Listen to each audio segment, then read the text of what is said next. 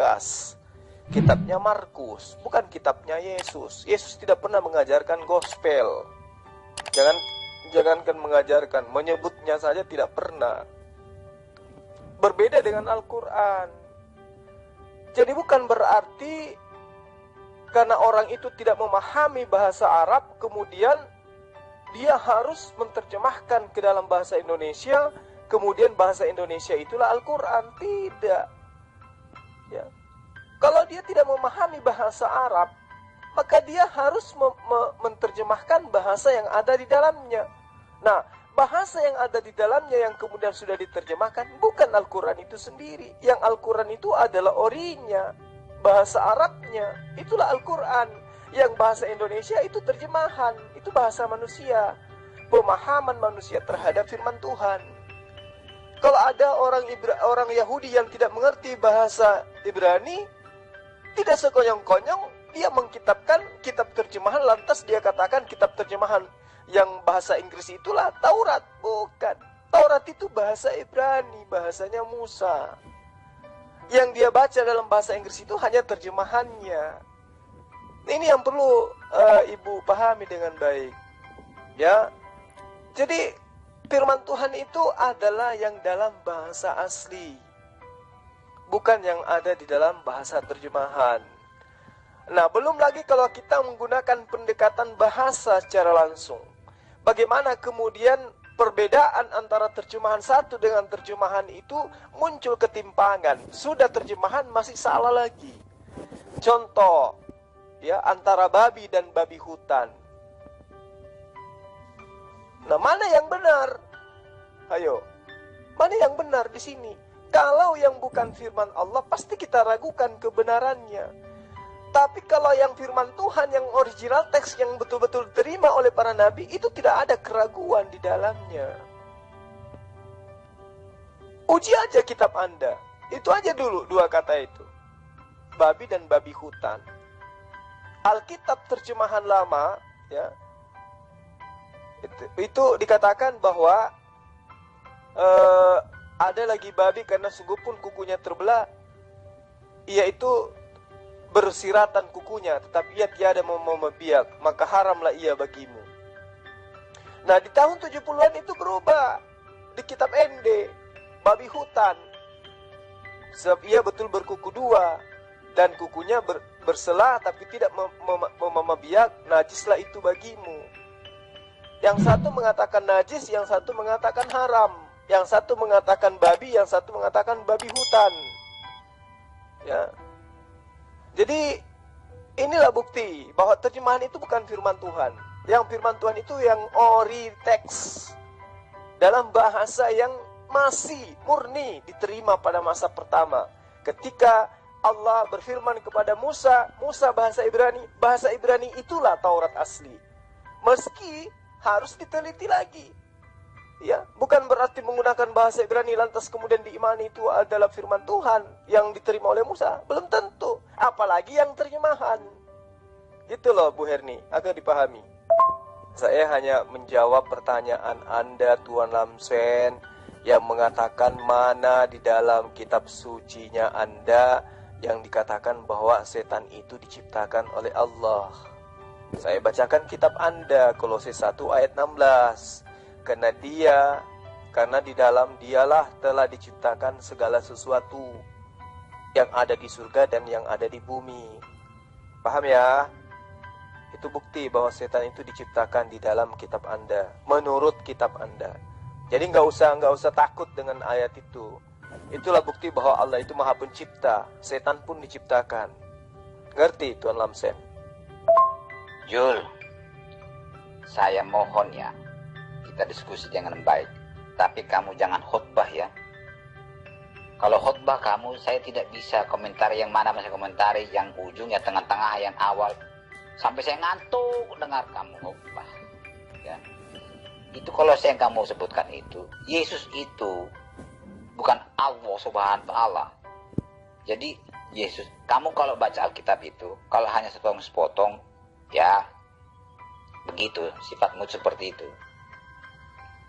Jadi siapa yang menciptakan segala sesuatu itu? Baca dulu dari awalnya siapa itu. Jadi iblis tidak diciptakan. Iblis itu adalah perubahan dari malaikat menjadi iblis. Iblis itu artinya yang sudah berubah dari malaikat yang baik menjadi malaikat tidak baik. Jadi iblis itu adalah kelakuan. Ya. Jadi itu tidak diciptakan oleh Tuhan. Tidak ada kata-kata iblis diciptakan. Itu datang sendiri. Pemberontakan sendiri karena kesombongan. Bukan itu, bukan termasuk itu. Itu pun bukan, kalau menurut pemahamanmu, itu ciptaan Yesus berarti. Kan saya cuma menjawab pertanyaan Tuan Lamsen, di mana ada ayat yang mengatakan iblis itu diciptakan. Makanya saya tunjukkan Kolose 1 ayat 16. Karena dia, di dalam dialah segala sesuatu diciptakan, yang ada di surga dan yang ada di bumi. Ya, maksudnya di sini adalah firman. Jadi pemahamannya diluruskan dulu. Ya. Artinya Allah menciptakan segala sesuatunya itu dengan cara berkehendak, dengan cara berfirman.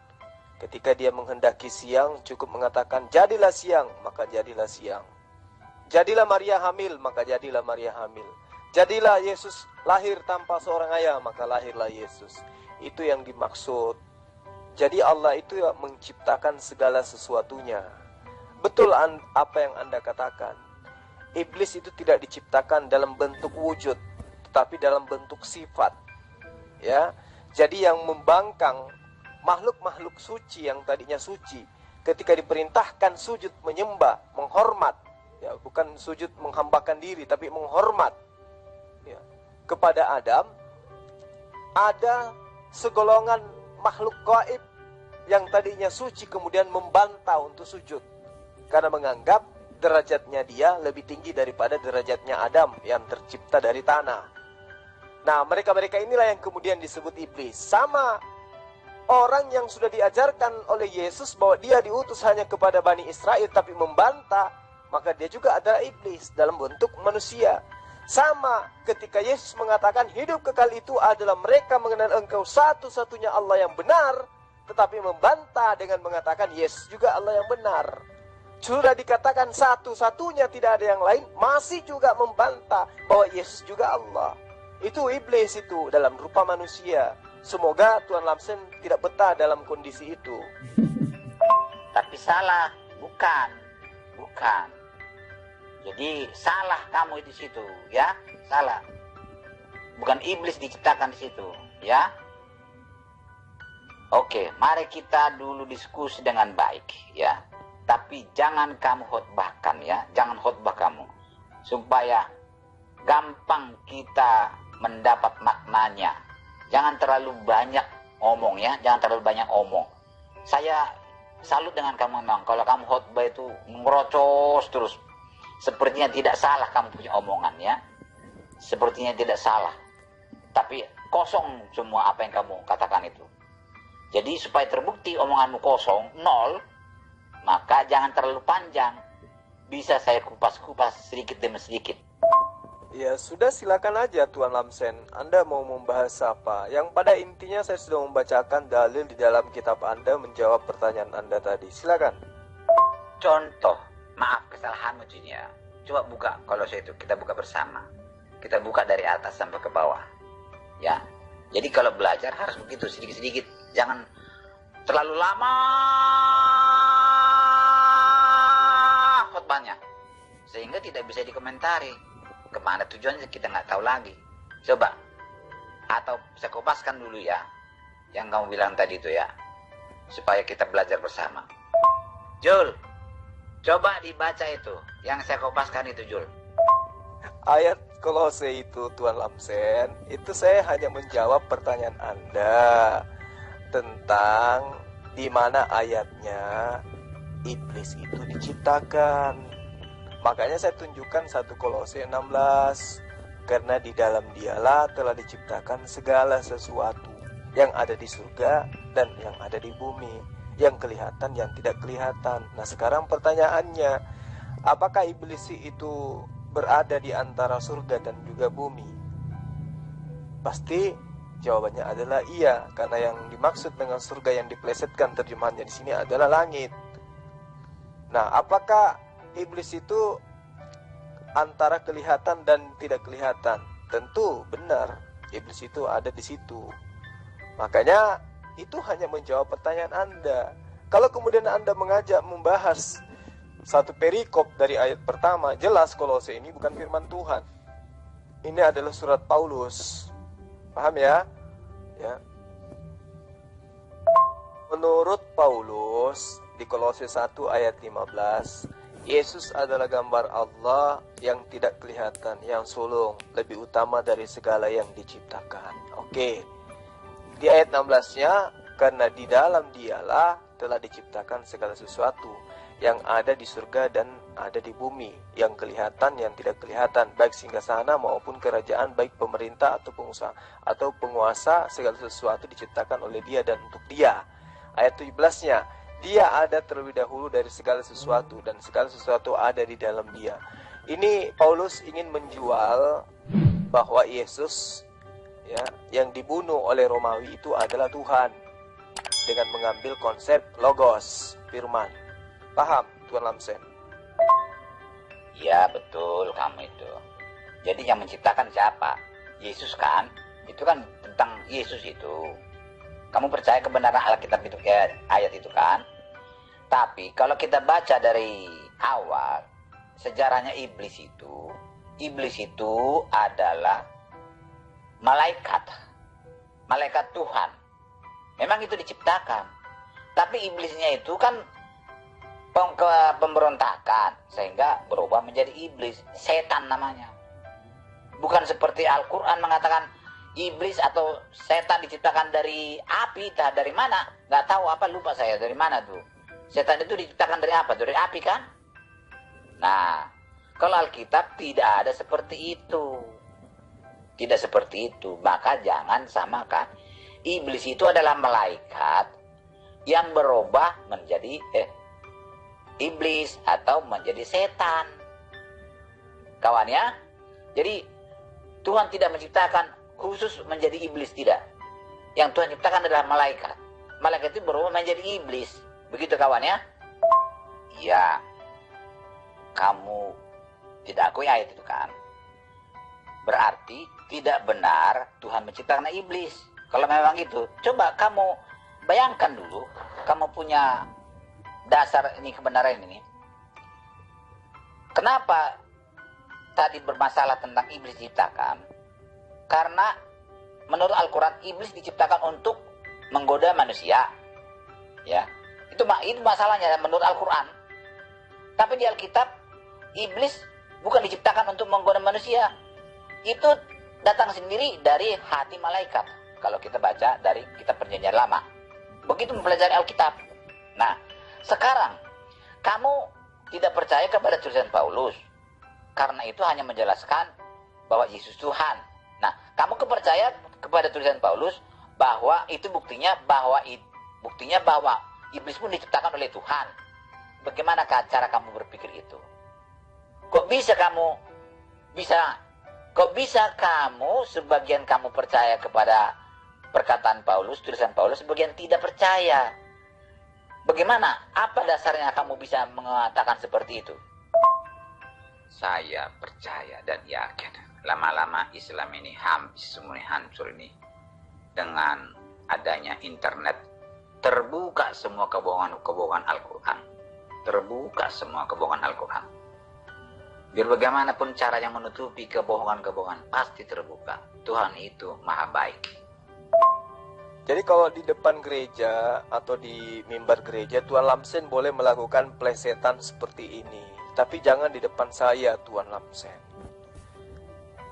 Apa yang dijajakan oleh Paulus ini adalah ya hal yang dijajakan Paulus kepada penyembah-penyembah berhala. Bukan kepada orang-orang yang menganut ajaran Taurat.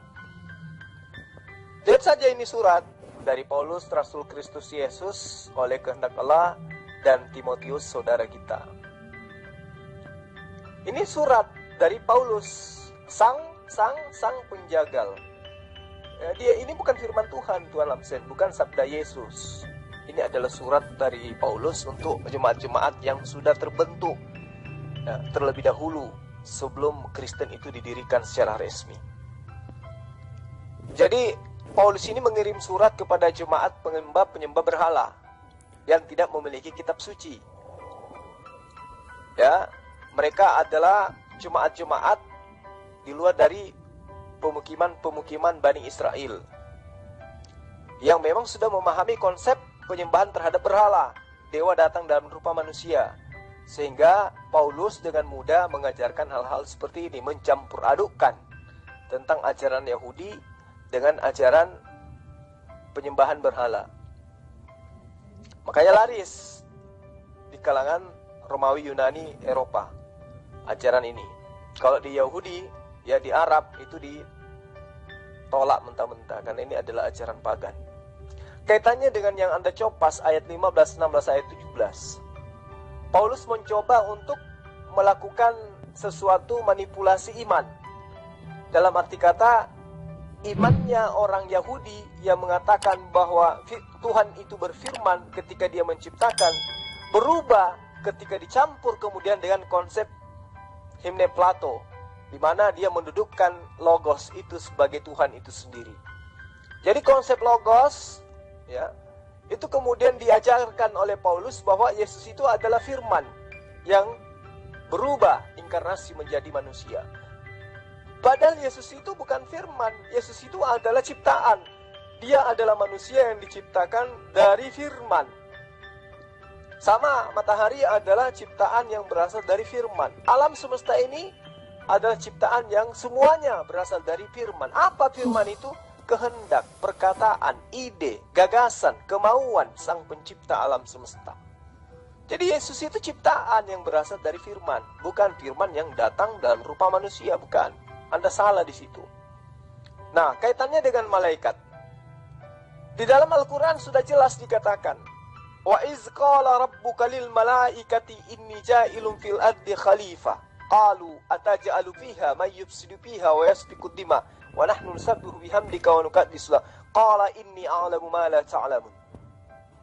Ya, ketika Allah mengatakan kepada para malaikat, wahai malaikat, aku hendak menciptakan pemimpin di muka bumi bernama manusia, yaitu Adam.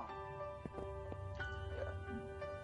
Lalu kemudian malaikat-malaikat yang ada di situ ya mengatakan, kenapa hendak engkau menciptakan? Sementara kan kami sudah ada yang lebih taat. Dan bukankah kamu tahu bahwa makhluk yang akan kau ciptakan itu bakal melakukan pengingkaran terhadapmu dan pertumpahan darah saja. Maka Allah mengatakan, sesungguhnya aku lebih tahu daripada engkau. Nah, ketika Adam diciptakan, maka semua malaikat itu sujud sujud menghormat kepada Adam sesuai dengan perintah Allah. Tapi illa iblis, kecuali malaikat yang kemudian disebut dengan sebutan iblis. Jadi malaikat-malaikat yang tadinya diperintahkan untuk sujud ini, di antara segolongan mereka itu tidak mau sujud. Nah, inilah yang disebut iblis. Ya, jadi Anda salah memahami malaikat di dalam Al-Quran, karena Anda memang tidak punya ilmu.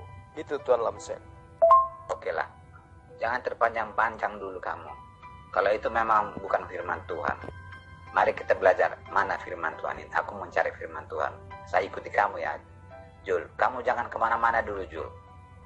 Karena kamu itu terlalu lincah kamu ngomong, terlalu panjang kamu khotbah. Oke, saya mau ikut kamu dulu, karena kamu ustaz besar. Saya ikuti. Ini bukan firman Allah. Saya mau cari firman Allah yang mana, Jul? Inilah gobloknya Islam ini.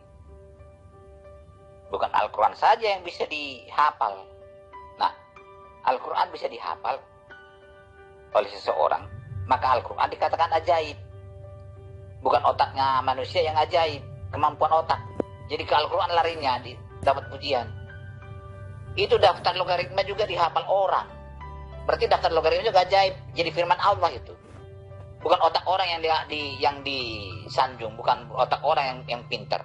Al-Quran yang pintar, logaritma yang pintar. Bagaimana cara berpikirnya Islam ini ya? Kalau mampu menghafal Al-Quran itu, bukan Al-Quran itu yang ajaib, otaknya itu yang ajaib. Mampu mengingat, bukan Al-Quran, mampu mengingat ayat-ayat Al-Quran. Banyak orang bisa menghafal logaritma, bisa dihafal logaritma itu. Bukan logaritma yang menjadi keajaiban, membuktikan bahwa itu firman Allah. Otak yang mampu menghafal itu yang ajaib, yang hebat, yang luar biasa. Bukan logaritmanya, bukan Al-Qur'annya, goblok. Oke, baik Tuan Lamsen. Iya, memang kitab Anda itu bukan firman Allah. Tapi yang dituliskan di dalam kitab yang dikanon itu, di antara beberapa tulisan-tulisan yang berasal dari orang-orang yang hidup pada masa di abad pertama itu, ada yang menginformasikan tentang kejadian yang terjadi pada masa Yesus, murid-murid Yesus, dan juga ajaran Yesus. Ya, jadi kalau Anda berkata, mana firman Allah itu? Firman Allah itu tentu adalah perkataan yang ada di dalam kitab suci, yang mana isinya, muatannya tidak meleset, tidak bertentangan dengan akal sehat. Kemudian nubuatan-nubuatannya terjadi, ucapan-ucapannya itu betul bersumber daripada orang yang diberikan amanah untuk menyampaikan firman itu. Itulah firman Tuhan. Itulah firman Tuhan. Sederhana sebenarnya, akan tetapi untuk mengetahuinya harus menggunakan akal sehat. Kalau tidak menggunakan akal sehat, maka semuanya kemudian akan sakit. Jiwa sakit, hati sakit, ya, badan sakit, semuanya akan sakit. Kepala sakit, otak sakit, sakit gigi, semuanya akan sakit. Karena tidak mau, dasarnya sudah menolak. Sama dengan malaikat yang diperintahkan sujud kepada Adam, memang sudah tidak mau. Itulah iblis. Nah, sama ketika sudah ditunjukkan oleh nabi-nabi terdahulu, termasuk Yesus, bahwa akan datang orang atau sosok penolong lain yang mengajarkan tentang sesuatu, segala sesuatunya, ditolak kemudian. Nah, itulah iblisnya. Jadi kalau Yesus mengajarkan, aku akan minta kepada Bapa seorang penolong lain, dan ketika dia tidak datang sebelum aku pergi, dia tidak akan pergi kalau aku belum pergi, dia tidak akan datang kalau aku belum pergi. Itu kata Yesus. Nah, lalu kemudian ketika dia datang, dialah yang akan mengajarkan segala sesuatunya tentang kebenaran. Nah, ini yang perlu dicari. Siapa dia ini yang mengajarkan segala sesuatunya tentang kebenaran? Itu Tom Lansen. Jadi oknum inilah yang mengajarkan firman Tuhan kemudian. Kalau itu yang menjadikan dasar pijakan Tuan Lamsen, berarti orang Kristen itu seperti kata Anda, goblok semua berarti ya. Karena tidak ada di antara mereka yang menghafal gospel. Berarti goblok semua dong ya. Tapi bukan itu Tuan Lamsen. Anda harus banyak belajar. Ya, orang menghafal Al-Quran itu karena Al-Quran, bukan karena orang itu cerdas.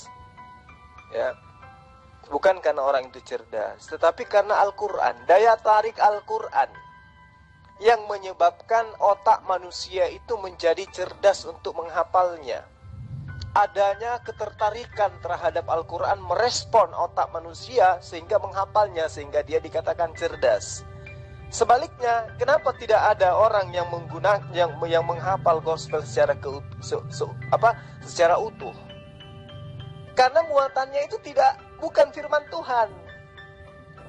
Tidak ada daya ketertarikan di situ untuk menghafal gospel. Pertama, karena gospel itu setiap saat direvisi, percuma dihafal, tahun depan dirubah lagi, kasihan yang menghafal. Udah capek-capek ternyata dirubah. Kedua, karena muatannya memang bukan firman Tuhan, seperti yang saya gambarkan kepada Tuan tadi. Jadi orang tidak tertarik, ya, dan tidak ada daya tarik itu sendiri berasal dari kitab itu. Lalu kemudian yang perlu Anda pahami dengan baik, gospel itu membuat orang bisa menjadi kaya. Kenapa? Karena ada perpuluhan di dalam. Dengan mengetahui banyak gospel, orang bisa menjadi pemimpin Kristen, pemimpin gereja, mendapatkan perpuluhan. Padahal di dalam Al-Quran itu tidak ada itu. Dengan menghafal Al-Quran maka orang akan menjadi pemimpin, lalu kemudian mereka itu akan didatangi orang-orang untuk membayar perpuluhan tiap bulan. Itu gak ada. Tapi kenapa kemudian Al-Quran memiliki daya tarik? Karena itu adalah kalamullah, itu adalah firman Allah. Itu yang perlu Tuan Lamsen pahami. Kitab Anda sudah bahasa Indonesia, tapi tidak ada satupun manusia di Indonesia ini yang tertarik untuk menghafalnya. Kenapa? Alasannya karena kitab Anda bukan firman Tuhan. Sederhana Tuan Lamsen. Ya, itu harapan Tuan Lamsen. Tetapi jauh panggang daripada api. Kenapa? Karena membaca huruf hijaiyah saja Anda tidak bisa.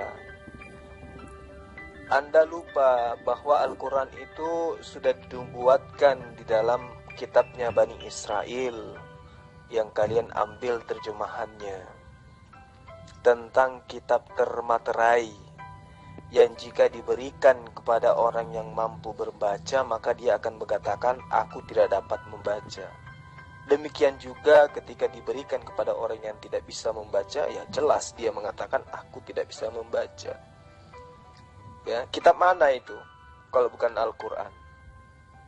Jadi Tuan Lamsen boleh mengharap sesuatu, tetapi kalau berlebihan juga itu tidak baik, karena hanya akan menyakiti hati Anda sendiri. Karena apa yang Anda harapkan itu tidak akan pernah mungkin terjadi. Layaknya Yesus yang Anda sembah, mustahil dia adalah Tuhan karena dia adalah manusia. Seperti itu Tuan Lamsen. Justru dengan adanya internet, kebusukan-kebusukan yang selama ini terselubung dengan slogan kasih itu kebongkar semuanya. Ya, kebongkar semuanya. Gak ada lagi yang tersisa. Apa yang terjadi kemudian? Menyebabkan Eropa itu semakin hari semakin terkikis. Ya. Eropa semakin hari semakin meninggalkan gereja. Dan mereka bukannya menjadi ateis, tapi ya sesuai dengan janji Allah, mereka sedikit demi sedikit memeluk ajaran agama Islam. Itu fakta Tuan Lamsen. Hanya di negara ini, di Indonesia inilah kemudian Kristennya masih gagah-gagahan. Itu pun sudah mulai goyah lututnya, udah mulai gemeteran. Ya Tuan Lamsen ya. Apa alasannya? Ya karena kalian tidak punya kitab suci. Kalian hanya punya buku karya tulis yang ditulis oleh orang yang hidup pada masa abad-abad pertama. Tapi kitab suci kalian tidak punya. Perjanjian lama itu adalah terjemahan dari bahasa Septuaginta yang disadur dari kitab Tanakh. Milik siapa? Milik Yahudi. Perjanjian baru itu adalah surat-surat orang yang menulis surat berdasarkan bahasa Yunani yang diperuntukkan untuk Romawi dan Yunani. Bukan kitab suci. Jadi perjanjian lama, perjanjian baru, dua-duanya bukan kitab suci. Hanya terjemahan dari salinan-salinan yang tidak jelas asal-usulnya. Itulah yang menyebabkan orang-orang Eropa yang cerdas lama-kelamaan meninggalkan gereja. Gitu ya, Tuan Lamsen. Jadi kalau bermimpi jangan keterlaluan. Ya, biar film karton kalau berlebihan juga tidak baik, Tuan Lamsen. Sorry, saya ada nelpon tadi. Panjang ceritanya ini. Akhirnya saya terganggu dengan Jul. Apakah masih ada Jul di sini? Coba, masih adakah Jul di sini? Supaya kita ulangi. Biar sampai sore nggak apa-apa lah. Saya rela dulu ikutin apa yang diajarkan Jul ini. Jul, masih adakah di sini? Saya masih ada, Tuan Lamsen.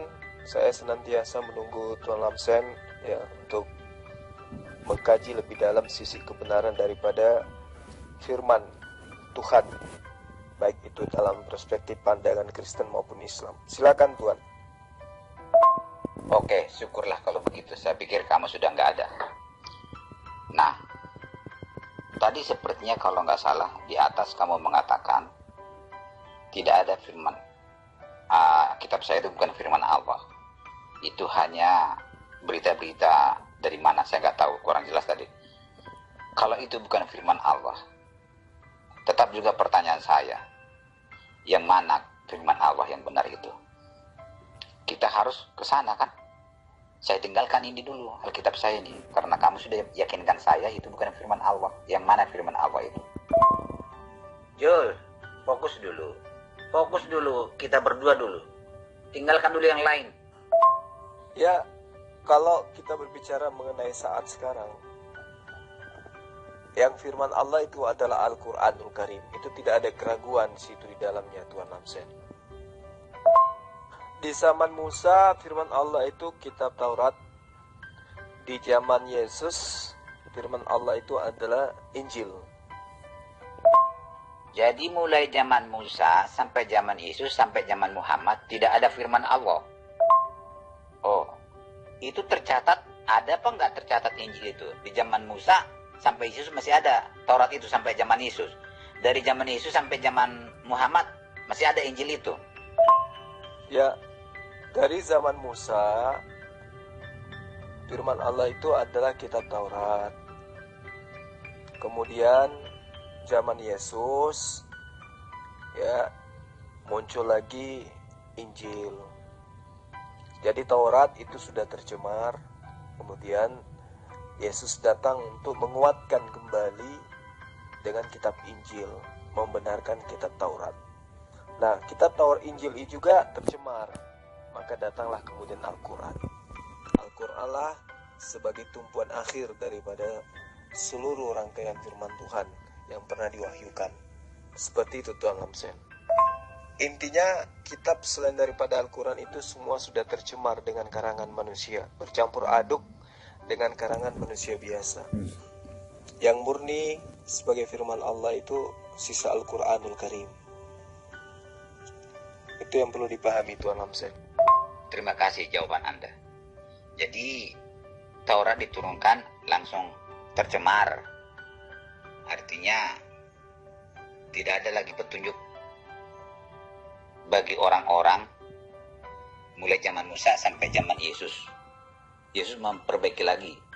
Injil juga tercemar begitu, atau tidak ada berupa kitab atau bagaimana, berupa apa itu dari zaman Yesus sampai zaman Muhammad itu berupa apa Injil itu? Saya jadi bingung ini, ajarkan dulu saya. Berapa ribu tahun itu? Mulai dari zaman Musa sampai zaman Muhammad itu berapa ribu tahun tidak ada lagi petunjuk yang benar atau firman Allah, semua tercemar. Berapa ribu tahun itu? Jadi Yesus itu datang kepada Bani Israel memberitakan tentang firman Allah. Jadi Yesus itu menerima firman dari Allah. Nah, sama seperti Rasulullah Muhammad SAW juga menerima firman dari Allah. Yesus ataupun Rasulullah Muhammad SAW sama-sama mengajarkan firman dari Allah. Yang membedakan kemudian adalah murid-murid Yesus tidak menghafal firman yang diberitakan oleh Yesus. Nah, kalau sahabatnya Rasulullah Muhammad SAW itu menghafal. Jadi semua ayat yang terlontar dari mulutnya Rasulullah Muhammad SAW itu dihafalkan oleh semua murid-murid Yesus yang ada murid-murid sahabat-sahabat Rasulullah yang hidup bersama dengan Rasulullah Muhammad SAW. Sementara murid Yesus itu tidak ada yang menghafal, tidak ada yang menghafal. Ya, itu yang perlu Tuan Lamsen pahami. Sehingga ajaran-ajaran yang tertuang kemudian di dalam kitab-kitab itu tidak berasal secara mutlak dari pengajaran Yesus. Makanya Al-Quran menerangkan celakalah bagi ahli kitab yang telah membuat Alkitab, celakalah orang-orang yang membuat Alkitab dari tangannya sendiri, namun yang dibuat itu bukanlah Alkitab. Itu. Jadi memang ada kitab. Jadi ada pemahaman yang harus dipahami di sini. Yesus menerima wahyu dari Allah. Wahyu itu kemudian tidak sekonyong-konyong dibuatkan kitab oleh Yesus atau murid-murid Yesus, tetapi muncul penulis-penulis kitab yang menuliskan sebuah pengajaran yang muatannya ada dari ajaran yang diajarkan oleh Yesus, tapi tidak semuanya. Ya, karena sudah bercampur aduk dengan karangan-karangan mereka sendiri. Seperti itu Tuan Lamsen. Ya, silakanlah orang itu ya, tidak dihafal. Nah, tadi kan Allah itu ingin memberikan petunjuk kepada manusia, ya kan? Mulai dari zaman Musa. Zaman Musa sudah tercatat, ya. Itu Tuhan berikan tercatat di zaman Musa, tapi masih juga diselewengkan. Dan tidak ada lagi yang asli, yang benar kan, sudah dicampur tangan oleh manusia. Di zaman Yesus, dia berfirman kepada Yesus, tapi tidak tercatat. Dia makin gampang hilang lah, Jul. Kok goblok banget Tuhanmu itu, Allahmu itu, goblok banget. Di zaman Musa aja sudah tercatat, sudah hilang. Sampai di Yesus pun dikasih yang tidak tercatat. Yang gak mungkin lah, apa gak Allah tidak tahu? Goblok gitu Allah seperti itu. Berapa ribu tahun, berapa miliar manusia tidak tahu jalan yang benar, gara-gara Allah gagal menunjukkan yang benar itu. Zaman Musa saja sudah tercatat, itu pun bisa dirubah-rubah di tangan dengan tangannya. Apalagi dengan hanya firman tok, dicapen tok, begitu tidak tercatat. Bagaimana itu, Jul? Sampai ke zaman Muhammad tidak ada lagi. Wah, parah itu Allah Subhanahu wa ta'ala itu, parah bodohnya itu. Kok begitu? Jadi antara Nabi Musa, ya, antara Nabi Musa ke Nabi Isa itu antara 1700 tahun sampai 1900 tahun. Nah, sementara antara Nabi Isa ke Rasulullah Muhammad SAW itu 620 tahun kurang lebih. Artinya antara Musa, ya, dengan Rasulullah Muhammad SAW itu lebih 2000 tahun, ya, lebih 2000 tahun. Itu yang perlu Tuan Lamsen pahami. Antara Nabi Musa dengan Nabi Isa itu jaraknya 1700 tahun lamanya. Nah, disinilah kemudian muncul antara 1700 tahun sampai 1900 tahun, apakah ada yang bisa menjamin bahwa perjanjian lama itu adalah kitabnya Nabi Musa? Sementara jarak Nabi Musa ke abad pertama itu 1700 sampai kurang lebih 1900 lah gitu ya. Jadi 19 abad. Sedangkan tidak ada satupun di antara orang-orang pengikut Nabi Musa yang menghafal Taurat. Tidak ada.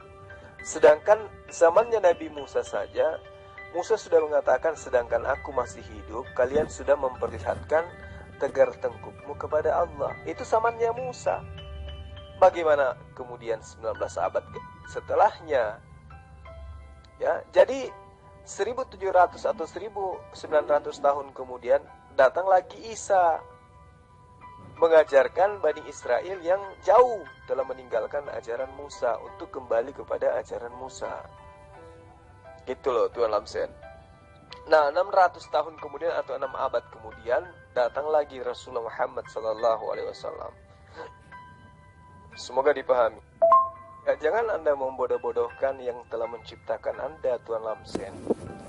Tunjukkan aja dalilnya di dalam kitabnya Musa, kitabnya Nabi Musa, bahwa Allah akan menjaga Taurat.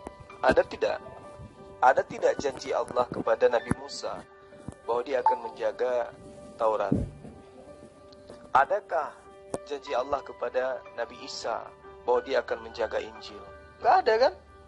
Layaknya Allah menjanjikan kepada Rasulullah Muhammad SAW bahwa dialah yang mewahyukan, dia juga lah yang akan menjaga Al-Quran. Kalau kitab-kitab terdahulu memang tidak ada janji Allah untuk menjaganya, jadi Anda jangan salah. Ya, makanya kemudian kitab Anda itu bukan kitabnya Musa, bukan kitabnya Nabi Isa, bukan. Karena memang Allah tidak menjanjikan untuk menjaga kitab-kitab sebelumnya. Itu yang perlu Tuan Lamsen pahami dengan baik. Oke, saya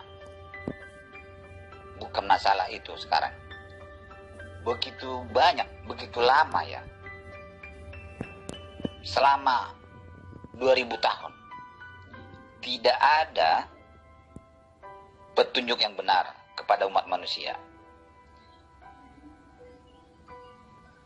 Bagaimana nasib mereka itu? Bagaimana nasib mereka? Tuhan sudah berusaha memberikan petunjuk di zaman Musa, tapi langsung hilang. Tidak ada yang benar lagi karena tegar tengkuk yang kamu bilang itu. Saya ikuti ajaranmu, tegar tengkuk. Itu Tuhan berikan, tercatat loh. Tercatat saja, bisa hilang, bisa rusak, tidak ada lagi. Nah, kemudian datang kebodohan Allah SWT. Dikirim lagi petunjuknya itu, tapi dilisankan kepada Yesus. Goblok kan? Sudah tercatat aja bisa gampang hilang, apalagi hanya dilisankan. Makin tidak bisa diingat orang. Zaman Musa pun tidak ada yang hafal. Masa tidak belajar dari pengalaman Allah SWT itu? Dari pengalaman masa tidak belajar? Kok masih goblok terus? Berapa miliar manusia yang dalam kegelapan tidak mengerti apa-apa. Jadi rencana Tuhan untuk memberikan petunjuk kepada manusia itu gagal. Kenapa baru sekarang ini, 1400 tahun yang lalu, baru muncul Al-Quran yang benar, yang dihafal orang, bisa dihafal orang, ya? Kok sangat terlambat banget? Begitu banyak manusia, mulai zaman Musa sampai zaman Muhammad, yang dalam kegelapan tidak tahu apa-apa, karena kebodohan Allah SWT. Kamu lagi bodoh. Mana ada, kamu bilang sudah tidak ada Tauratnya Musa lagi. Kok kamu suruh saya mengambil Tauratnya Musa? Kan sudah tidak ada, sudah diobok-obok manusia. Gimana sih cara berpikir kamu Muhammad? Jul, aku mengikuti ajaranmu sekarang, saya ikuti ajaranmu. Kamu bilang saya berani menggoblok-goblokkan Allahmu itu. Karena ternyata goblok. Dia berencana memberi petunjuk kepada manusia, tapi dia tidak tahu menjaga petunjuk itu. Jangankan Allah, manusia saja membuat petunjuk, dijaga jangan sampai hilang, jangan sampai salah arah. Masa lebih pintar manusia daripada Allah? Bagaimana sih si Zulkifli ini, ustadz besar kok berpikir seperti itu? Saya berani menggoblok-goblokkan Allah itu karena dia salah. Tidak tercapai maksud dan tujuannya untuk memberikan petunjuk kepada manusia. Mulai dari zaman Musa sampai zaman Muhammad. Baru zaman Muhammad Allah berhasil menjaga petunjuknya. Kan bodoh itu namanya itu. Beribuan tahun, 2000 tahun, bayangkan berapa miliar manusia tidak mengetahui kebenaran. Tuan Lamsen, Anda telah mengatakan pencipta Anda dengan kata-kata yang tidak pantas. Ya, terlalu sombong Anda. Sekarang saya tanya kepada Anda, apakah ada ancaman neraka buat hewan? Apakah ada ancaman masuk ke neraka buat tumbuhan? Tidak ada kan? Karena kepada mereka itu tidak diberikan kitab suci. Demikian juga umat-umat terdahulu yang tidak diberikan kitab suci, Allah tidak pernah mengancamnya dengan neraka. Yang diancam oleh neraka, yang diancam oleh Allah dengan neraka adalah orang-orang yang diberi kitab suci, ya, yang diberikan pengajaran kebenaran tetapi menolak dan mengingkari kebenaran itu. Allah memerintahkan untuk taat kepadanya dengan memberikan kitab Taurat. Ya tak? Orang-orang yang taat kepada perintah itu akan masuk ke dalam jannah, akan masuk ke dalam surga. Tapi orang yang meninggalkan hukum Taurat, apalagi merubah-rubah Taurat, itu akan masuk ke dalam neraka. Nah, kenapa Taurat itu tidak ada sampai zaman ini, sampai hari ini? Karena memang Allah tidak menjanjikan untuk menjaganya. Begitu juga Injil. Berbeda dengan Al-Quran. Al-Quran itu diwahyukan oleh Allah untuk menyempurnakan semuanya. Ya. Jadi kalau misalnya Allah tidak mewahyukan kemudian Al-Quran, hanya mewahyukan Injil, jadi kita orang yang tidak diwahyukan kitab suci kepada kita, tidak ada hukuman bagi kita. Karena tidak ada perintah dari Allah untuk kita gitu loh. Jadi kita bebas mau melakukan apa saja karena tidak ada aturan dari Allah seperti apa orang Indonesia harus beribadah kepada Sang Pencipta alam semesta. Karena Taurat hanya untuk Bani Israel, Injil juga hanya untuk Bani Israel. Jadi umat di luar daripada Bani Israel, kalau mereka melakukan dosa, tidak dihukum dosa. Karena tidak ada nabi yang datang kepada mereka untuk mengajarkan itu. Itu yang perlu Tuan Lamsen pahami. Makanya kemudian Al-Quran itu datang bukan hanya untuk satu golongan, tetapi untuk seluruh manusia.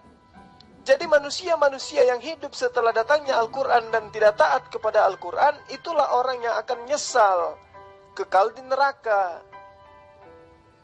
Ini mudah-mudahan Tuan Lamsen bisa pahami dengan baik. Jadi Allah itu memberikan aturan kepada Musa dan kaumnya sesuai dengan kemampuan mereka pada masa itu. Dan juga memberikan aturan kepada kaumnya Nabi Isa sesuai dengan kemampuan mereka pada masa itu. Nah, kemudian Yesus sendiri mengatakan, masih banyak yang ingin aku ajarkan, tapi kamu belum sanggup untuk menanggungnya saat ini. Tapi ketika dia datang, yaitu seorang penolong lain, dialah yang akan mengajarkan segala sesuatunya dan harus kamu dengarkan apa yang dia katakan. Makanya Al-Quran itu adalah pelengkap dari segala aturan Tuhan yang kemudian disempurnakan di dalam Al-Quran itu sendiri. Jadi orang-orang terdahulu ya tidak ada kewajiban mereka yang mengikat kepada mereka sebagai bentuk tatanan peribadatan yang sifatnya sudah mengikat untuk secara keberlangsungan hidup manusia secara turun-temurun. Dalam arti kata selamanya, terkecuali kepada prinsip-prinsip yang memang sudah ditanamkan oleh Allah seperti sunat, ya, seperti kurban, seperti berdoa, sujud, menyembah, puasa dan seterusnya. Tapi kesemua itu tadinya hanya kepada golongan-golongan tertentu, bukan kepada seluruh manusia. Ini yang perlu Tuan Lamsen pahami dengan baik. Nah, untuk apa Allah berikan Taurat? Apa Allah tidak tahu manusia itu nanti akan menolaknya, akan mengobok-oboknya, merusaknya? Rencana Tuhan itu tadinya mau berikan petunjuk kepada manusia untuk apa? Tadi kamu bilang kalau tidak dikasih Taurat kepada binatang tidak masuk neraka. Ya udahlah, nggak usah dikasih Taurat kepada manusia supaya jangan masuk neraka. Bagaimana sih cara berpikirmu, Jul? Taurat itu apa sih maksudnya? Kan petunjuk supaya jangan masuk neraka. Nah, sekarang kamu bilang kalau tidak dikasih Taurat tidak masuk neraka. Sudah dikasih Taurat, jadi akhirnya berbahaya, makin parah lah manusia ini. Masuk neraka semua jadinya karena kebodohan Allah itu. Ya, kamu sangat pintar saya lihat ya, mau muter-muter balikan ini ya.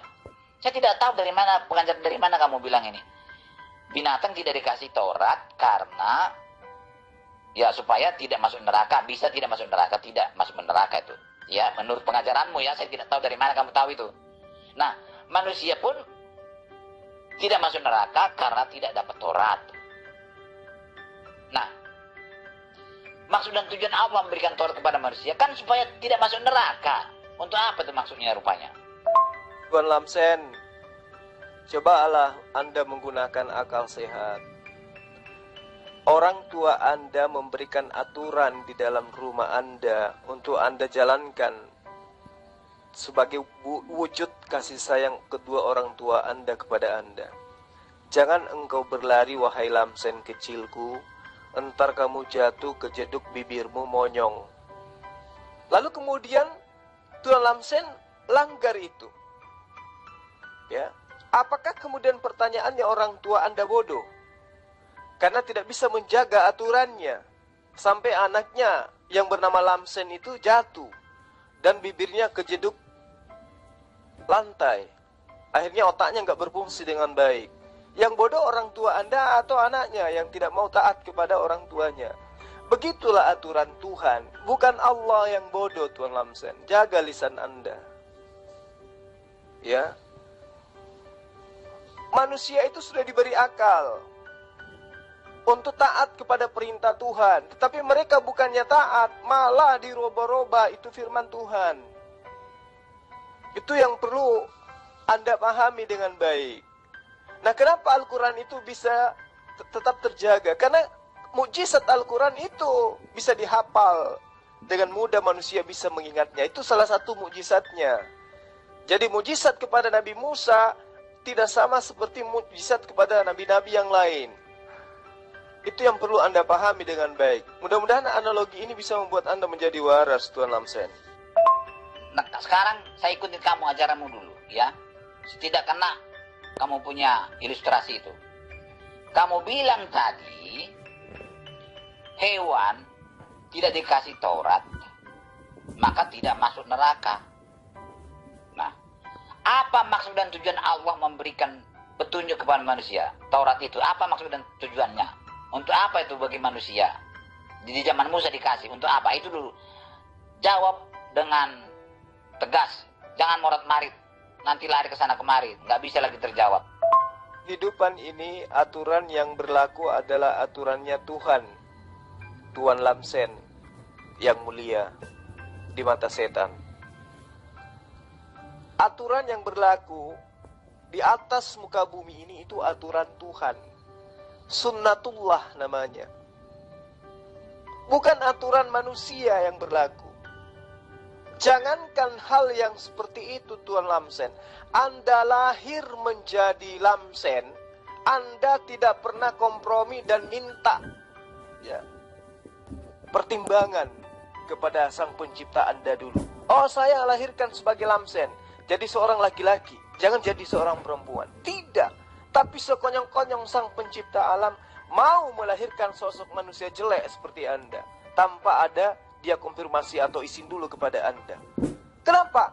Karena aturan yang berlaku adalah aturannya sang pencipta alam semesta. Jadi Anda tidak bisa ngatur-ngatur Tuhan. Kenapa begini, kenapa begini, itu maunya Tuhan. Memang situ Tuhan. Jadi jangan kemudian tabiat Anda yang mengatur Tuhan sehingga Anda menjadi Kristen. Anda mau Tuhan datang dalam rupa manusia, Anda mau Tuhan dibunuh oleh manusia, Anda mau Tuhan mengampuni dosa manusia dan seterusnya. Itu maunya Anda. Tetapi Tuhan yang benar itu tidak seperti penggambaran keinginan nafsu Anda, Tuan Lamsen. Aturan yang membuat aturan itu Allah, bukan Anda. Anda yang mau memberikan Taurat, itulah yang berlaku. Allah mau memberikan Injil, itulah yang berlaku. Makanya kemudian Allah memberikan akal supaya manusia itu bisa berfungsi akalnya dengan berfungsi tugasnya sebagai manusia, sebagai makhluk, sebagai khalifah di muka bumi. Pahami itu dengan baik, Tuan Lamsen. Kenapa kemudian binatang itu tidak diberi Taurat? Karena memang tidak ada akalnya. Manusia diberikan Taurat karena ada akalnya. Dia bisa memilah antara perintah Tuhan dengan yang bukan perintah Tuhan. Dia bisa memilah antara mana yang mereka harus lakukan dengan mana yang tidak. Kepada mereka-mereka yang tidak pernah diberi kenabian, tidak pernah diberi kitab suci, tentu tidak ada aturan yang mengikatnya dia. Lantas Anda mau, kalau begitu, Tuhan tidak usah kasih firman, tidak usah kasih aturan supaya manusia bebas. Itu maunya Anda. Karena memang seperti itulah yang diajarkan di dalam agama Anda. Dengan matinya Yesus Kristus di tiang salib, kita dibebaskan dari kuk penghambaan, kita dibebaskan dari aturan-aturan hukum Taurat. Itu yang Anda mau, hidup seperti binatang. Tapi bukan aturan Anda yang berlaku di sini. Yang berlaku di sini adalah aturan Sang Pencipta alam semesta, Allah Subhanahu wa taala, bukan Paulus, bapaknya iblis. Ngerti, Tuan Lamsen? Jawab pertanyaan saya, Jul. Jangan khotbah. Itu jengkel sama kamu itu. Itulah jengkelnya sama saya. Kamu khotbah. Aku bertanya kepada kamu. Apa maksud dan tujuan Allah menurunkan Tauratnya ke bumi ini? Lalu disusul lagi memberikan firmannya kepada Yesus. Maksud dan tujuannya apa? Ya, itu dulu jawab. Ini khotbah terlalu panjang. Tidak jadi kita mendapat titik kesimpulan yang benar. Kalau khotbah saja untuk apa? Saya tidak perlu khotbah. Baik, Tuan Lamsen, kembali lagi ya. Tujuan daripada Allah mewahyukan kitab Taurat kepada Nabi Musa, di antaranya adalah sebagai upaya untuk meyakinkan kaum Bani Israel mengenai kebenaran bahwa tidak ada Tuhan melainkan Allah Subhanahu wa ta'ala. Itu yang pertama. Kemudian tujuan yang kedua adalah mengajarkan perintah dan juga larangan kepada umat Bani Israel. Ya, makanya di dalam Al-Quran diterangkan bahwa sungguh telah kami anugerahkan kepada Nabi Musa sebuah kitab, yaitu Taurat, agar Bani Israel itu mendapatkan petunjuk. Jadi tujuan daripada Allah mewahyukan Taurat salah satunya agar Bani Israel itu mendapatkan petunjuk mana Allah yang benar, mana sembahan yang tidak benar, mana aturan yang Allah kehendaki terhadap Bani Israel, mana yang tidak. Karena itulah kemudian Allah mengutus Nabi untuk mengajarkan kitab Taurat kepada Bani Israel. Sampai di sini paham tidak, Tuan Lamsen? Saya sudah jawab, Tuan Lamsen, cuman akal Anda yang tidak bisa menggapai jawaban saya sehingga Anda tidak bisa menemukan sisi jawaban yang Anda harapkan. Jadi tujuan Allah mengutus Musa adalah untuk kemudian menjadi jalan bagi Bani Israel untuk menyembah kepada Tuhan yang telah menciptakan mereka. Maka kemudian Taurat itu adalah merupakan sebuah buku pedoman seperti apa mereka harus berlaku dalam kehidupan mereka, baik itu terhadap kepada Sang Penciptanya maupun kepada sesamanya manusia. Di antaranya perintah untuk menghormati dan mencintai Allah Subhanahu wa ta'ala dengan ketaatan terhadap perintahnya dan menjauhi segala larangan-larangan yang datang kepada mereka. Itu tujuan daripada Taurat. Kemudian perintah untuk mereka agar selalu mengingat dan hormat kepada Allah. Perintah untuk menghormati kedua orang tua. Perintah untuk mensucikan diri dari hari Sabat. Ya, mensucikan diri di hari Sabat. Perintah untuk tidak membunuh sesama manusia. Ya, yang tidak diperintahkan kepada mereka untuk dibunuh, dan membunuh ya kepada manusia yang diperintahkan kepada mereka untuk membunuhnya. Jadi larangan itu jelas, aturan itu jelas diperuntukkan untuk Bani Israel. Itu ada dan nyata. Seperti itu, Tuan Lamsen. Nah, tujuannya itu tidak tercapai, gagal kan? Gagal. Karena langsung dirubah oleh manusia itu, tidak tercapai. Termasuk kepada bangsa Israel. Tidak dijaga oleh Allah kan? Nah, supaya tercapai tujuannya itu, Allah mengulangi lagi menurunkan firman-Nya, tapi tidak tercatat. Tadi tercatat kepada Musa, itu pun bisa dirubah oleh manusia, dihilangkan oleh manusia. Sekarang makin bodoh lagi dia, diturunkan lagi firman-Nya atau petunjuknya kepada Yesus, tetapi lisan kan semakin parah, ya gampang hilang lah. Saya juga gampang lupa. Ini menit kamu katakan A, saya sudah lupa itu. Apalagi begitu panjang itu firman itu, begitu banyak itu firman Allah. Mana bisa diingat manusia? Bagaimana itu Allah seperti itu? Artinya maksud dan tujuannya itu yang kamu katakan itu tidak tercapai. Itu tercapai setelah Al-Quran diturunkan karena dijaganya. Kan begitu. Allah baru sadar firman-Nya atau petunjuknya itu hilang atau rusak karena tidak dijaga, tidak dilindungi. Baru sadar waktu menurunkan Al-Quran. Begitu, ya, tidak tercapai maksud dan tujuan Allah itu. Karena Allah salah. Saya tidak bisa menemukan jawaban kalau terlalu khutbah. Kalau khutbah kan saya tidak bisa mendapat jawaban. Otak saya itu kecil. Bodoh saya. Mampu diterima hanya jawaban singkat jelas. Kalau khutbah tidak bisa. Jadi sebagai orang kafir, Anda menyalah-nyalahkan Allah dalam hal ini, ya itu memang satu paket dengan tabiat orang kafir gitu. Ya, saya memaklumi keadaan ini. Jadi ketika orang Israel tidak taat kepada perintah yang Allah berikan, yang Anda salahkan adalah Tuhan.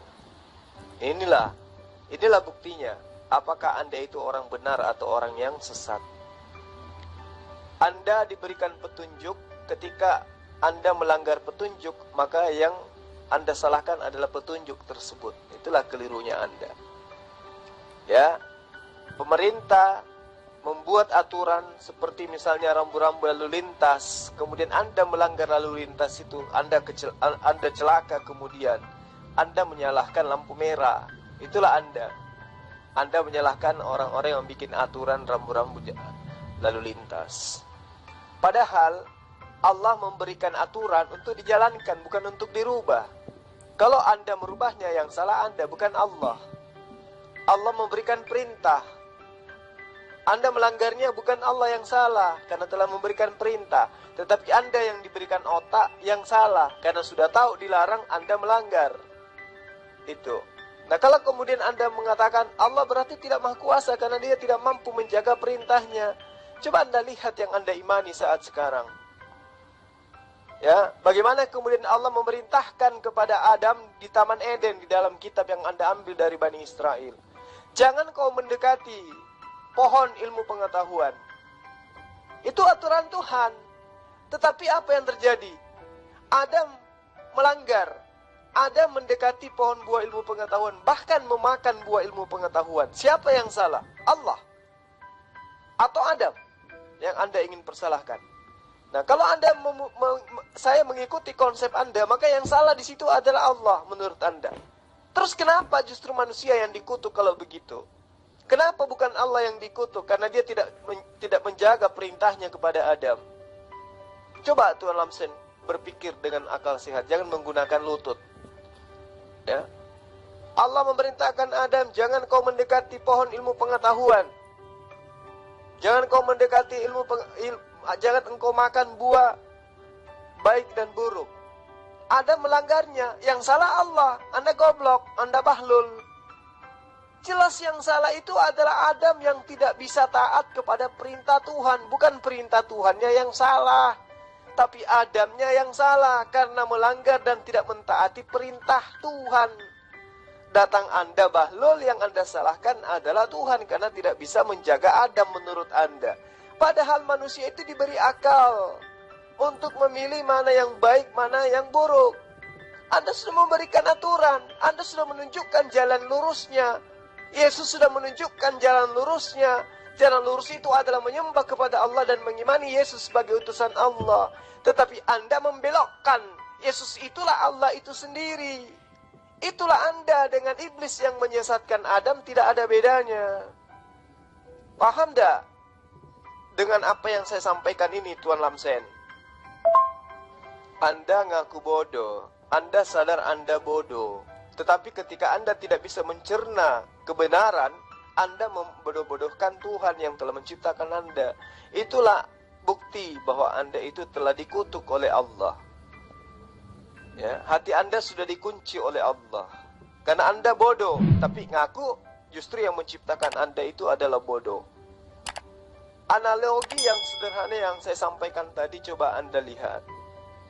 Allah memerintahkan Adam di Eden, jangan makan buah ilmu pengetahuan. Adam memakannya, Adam melanggarnya. Yang salah Allah atau Adam? Coba jawab dengan singkat.